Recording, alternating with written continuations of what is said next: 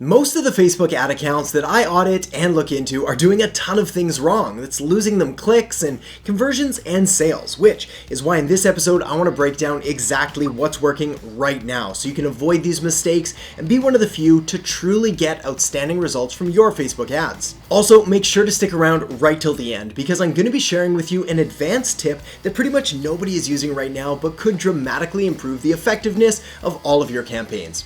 Alright, let's get to it. Hey there, my name is Erhart, marketing strategist, and welcome to The Marketing Show. Over the past 7 years, I've run countless thousands of campaigns for my clients and helped them generate millions and millions and millions of dollars. Also, over that time, I've seen pretty much everything. The good, the bad, the ugly, the fugly, the super duper fugly. You get the picture. And I've seen a lot of things change with the platform and with how consumers and customers essentially engage and interact with the platform, which is one of the biggest changes of all. See, back in the day, which makes me sound super old, but really back in the day, we used to be able to just throw up any old ad. We could have ugly images and terrible copy and bad creatives, and it would still work because the platform just wasn't that competitive and wasn't yet saturated. But things have changed. You see, over the years, people have really realized that Facebook is an amazing opportunity to reach exactly who they're trying to get to, and because it is an auction platform, meaning that people are bidding for different spots and different spaces on the platform, well, as people realize that it's actually a really effective advertising platform, more people came onto it, and it drove the costs up, making things really, really hard to compete, especially when we compare to how they used to be. But really, really hard to compete isn't impossible to compete, and in fact, it's still really doable to run an incredibly profitable campaign on Facebook. It's just different. And that's what this episode is all about. And I'm going to be sharing with you some of my top tips on exactly what's working now to help you get way better results. And it all starts with tip number 1,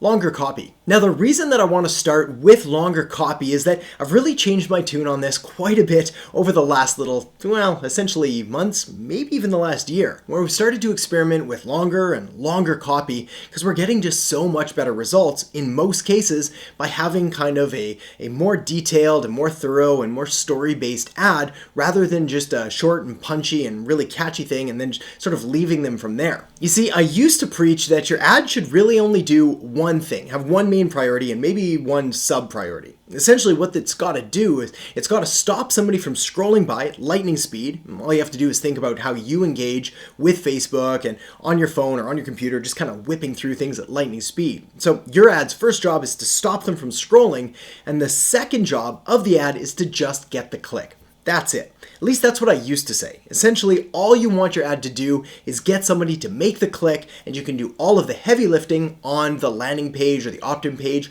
or wherever you're sending them to. Now that's all true. We still want your ad to stop the scroll and get the click, and all of that's still relevant, but we also want your ad to do a little bit more work today. And that's okay because we are paying a premium for this ad, so it only makes sense that we want it to do a little more heavy lifting. Essentially now, what I'm seeing and what we're seeing inside the agency and with all of the clients that I'm consulting with is that we're using a longer form ad to essentially tell more of the story, build a little more rapport, cover some of the features and some of the benefits, and essentially do a little bit of the selling right there inside the ad itself. What this is resulting in is slightly more clicks on the ad to get people to obviously read all of the content, but also we may be paying a little bit of a higher premium to get somebody to click the link and head over to the landing page, but these tend to be a much more qualified prospect because they've taken the time to make sure to read the copy, they've identified that yes, they're interested and they resonate with it, rather than just clicking to kind of see what's behind the door. This is why it's really important when you're looking at a Facebook ad campaign to kind of take a look at all of the metrics. We're not just interested in cost per click or cost per link click or even cost per opt-in necessarily, but rather the end metric of return on investment or return on ad spend, and then kind of working our way all the way back to the beginning. For example, if we've got a short copy ad that's getting us super cheap clicks but making no sales, well, obviously we'd rather have, say, a longer ad that's really expensive clicks but is actually delivering us sales on the back end. And this is why it's really important to make sure all of your metrics are set up and tracking, yada yada, but really what we're focusing on here is really making that transition to more of a longer form ad copy. A little bit more work on the front end, but we're finding a lot of really good results with it. All right, the next thing that I want to cover with what's working right now phenomenally well within Facebook ads is using the split test feature. Now, if you've been watching my stuff for any length of time, then you know I'm a massive advocate of split testing pretty much always and pretty much everything. Whether we're talking about the copy that you're using in the body, whether it's the headlines, whether it's the image or the video, whether it's the placements or the targeting, whatever. I believe you should always be testing and trying to find that better or more perfect combination of ideal ad characteristics to get the best results. Well, Facebook has made this a little bit easier right now using their split testing feature, and it's actually turning out to be a pretty valuable feature. Essentially, what it allows you to do is to select split testing as one of your sort of top-level campaign objectives, and then from there you can start to decide what elements you want to split test first, whether it's, say, audience or whether it's, say, ad creative, and even which part of the ad creative you want to test. The beauty here is that by kind of sort of setting things up right within Facebook is they're doing a lot of the heavy lifting for you, and they're going to run the ad until you get a statistically significant sort of winner or loser, allowing you to make the best decision for which ads to scale and which ones to cut loose. The other beauty of this is that rather than just taking all of your ads and dumping them inside Facebook and saying, have at it, try to find me a winner. Well, when we do it that way, essentially sometimes Facebook will misprioritize or over-prioritize one ad over another. And if you've run ads for any length of time, you know exactly what I'm talking about. You'll see one ad that's getting great lead costs, but it's decided to stop showing it. And you'll see another ad that has terrible lead costs, and they'll decide that for some reason this is the winner, and they're going to put all of your budget towards that one.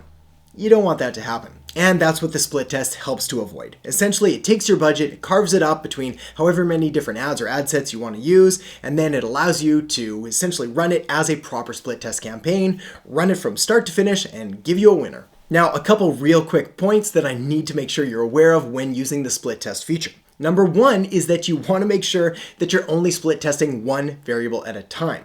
Whether that's a headline, whether it's body copy, whether it's an image, or whether it's even the audiences that you're running the ad to. You've got to make sure that you're only split testing that one single variable. Otherwise, you'll have no idea what's responsible for an ad performing better or worse. The second thing is that once your split test is done, well, your work isn't necessarily over. But what you want to do is you want to take that winning ad, put it into a new campaign, and then continue split testing a different variable. So there's always room to improve and find a better combination of those ad assets. All right, the next feature and the next tip that I want to talk about here with what's working right now inside Facebook is leveraging CBO, or Campaign Budget Optimization. Now, I've made another video on CBO, so I'll make sure to link it up in the cards and the descriptions below if you're not familiar. But essentially, all that's really happened here is Facebook has taken the budget sort of section of the ads, and they've moved it from the ad set level to the campaign level, which is kind of pretty much how all the other ads and all the other ad networks run their ads, so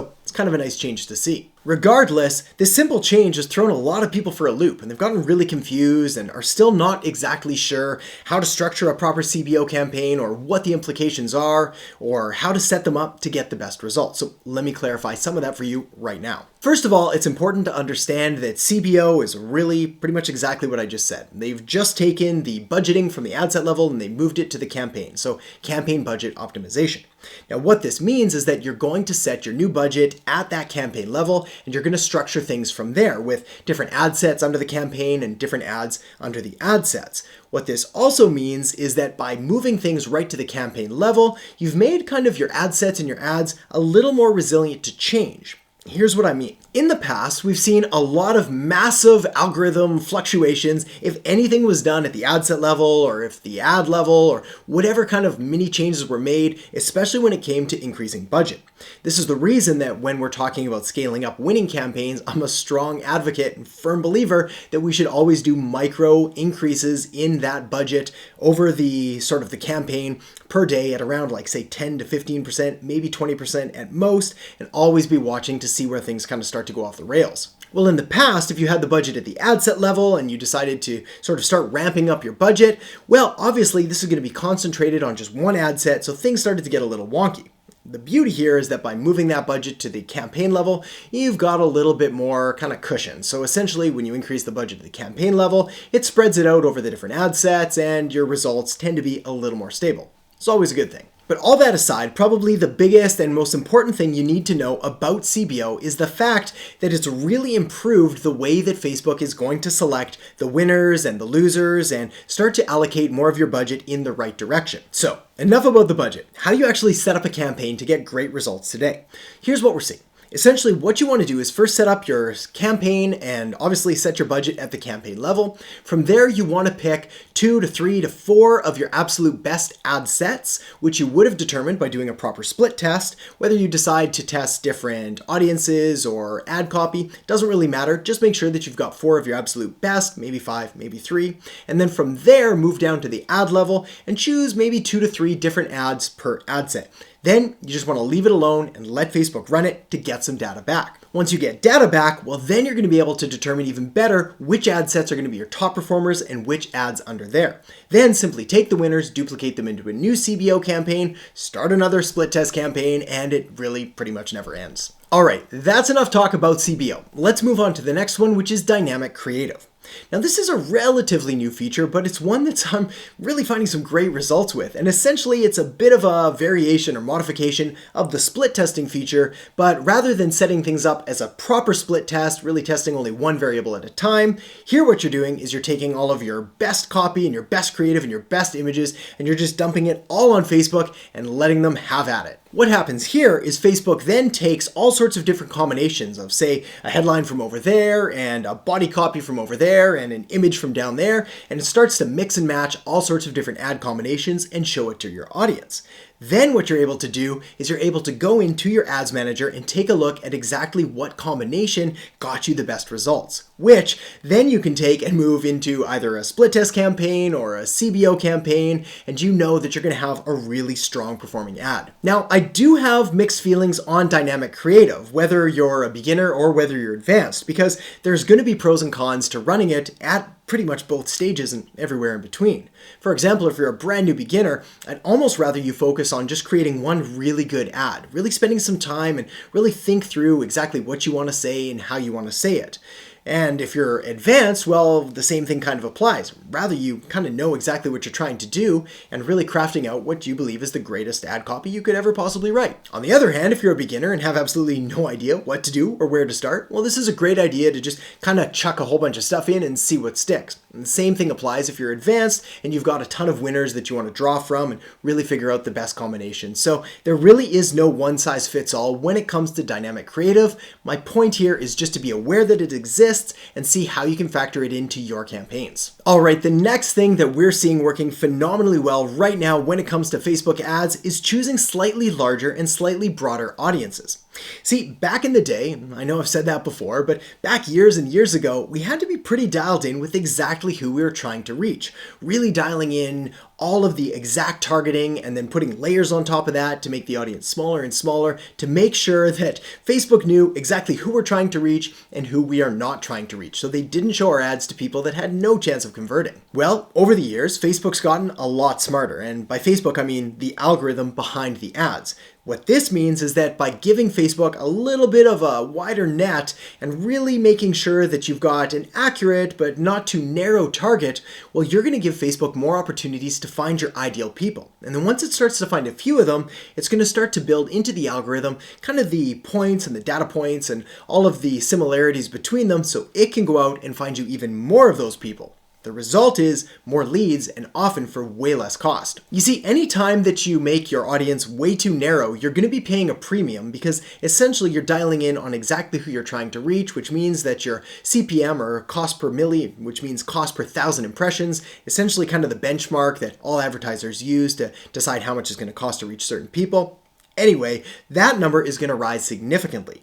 Rather, if you can choose a broader and wider, more diverse audience, and then make sure that you're really dialing in and really targeting exactly who you want to reach through the ad copy and through the creative and how your ad looks and sounds and feels, well, your costs are going to be significantly less and you're going to likely get way better results. This is why my advice here is to make your audience pretty much what it needs to be, whether that's 50,000 people or 50 million people. If you know that you've got dialed in targeting, that's pretty much as far as you need to go. And then make sure that your ad possibly with longer copy, is doing a lot of the heavy lifting for you. Alright, my next tip on what's working right now is using square images or square video. Now this should probably come as no surprise, but one of the greatest things you can do when it comes to advertising is to take advantage of all the tools and all the resources and all the real estate that you get when you pay them money. For example, if you're paying for an ad, it doesn't really make any sense to take up the smallest, tiniest amount of space possible when you can stretch out and take up maximum screen real estate, and that's what you should be after.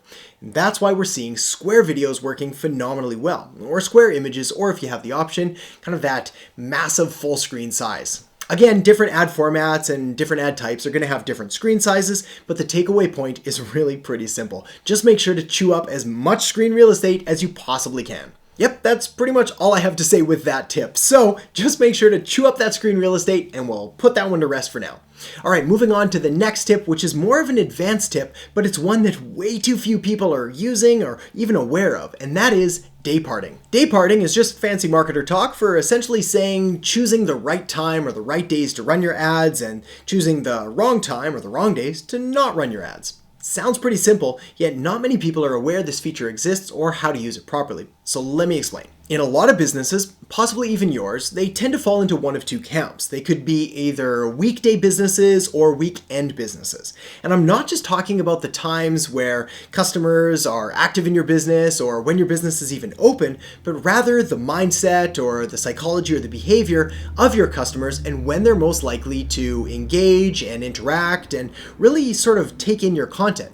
Could be weekdays or it could be weekends. And if you know this for a fact or you can figure it out through the use of strategic testing, well then it only makes sense to run your ads during the times that they're most likely to engage with the content and make those purchase decisions. Fortunately, Facebook gives you this opportunity using a day parting feature. Now, the way to get access to this is actually pretty simple, but it involves a few minor tweaks inside the Ads Manager.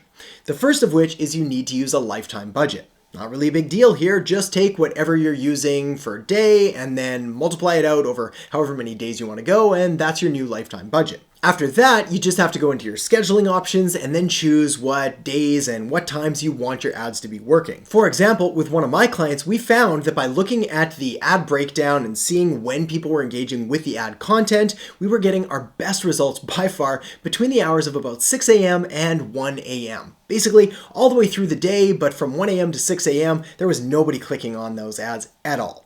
Also, nobody was clicking on them on the weekend, so what we ended up doing is just taking those best times and those best days, running the ads only in that period, and our results got dramatically better and saved us a ton of cash. Now here's the kicker. Day parting is a bit of an advanced strategy, and if you're not really sure whether you have a weekday business or a weekend business, you're not really sure how to set it up, or you have no desire to really even do it, that's okay. You see, essentially figuring this out is going to take some kind of a testing budget, and if you're not at that phase right now, that's alright, let's just put this one to rest, we can always look at it later. Alright, the next thing you're going to want to do is check out the video I have linked up right here on Facebook ads tips and tricks, which is going to give you even more strategies that I didn't have a chance to talk about today. So make sure to check that out now. Thanks so much for watching, and I'll catch you next time on The Marketing Show. You want to make sure that it captures attention, but it also tells a story, because irrelevant images may get clicks, but they won't get conversions later down the road.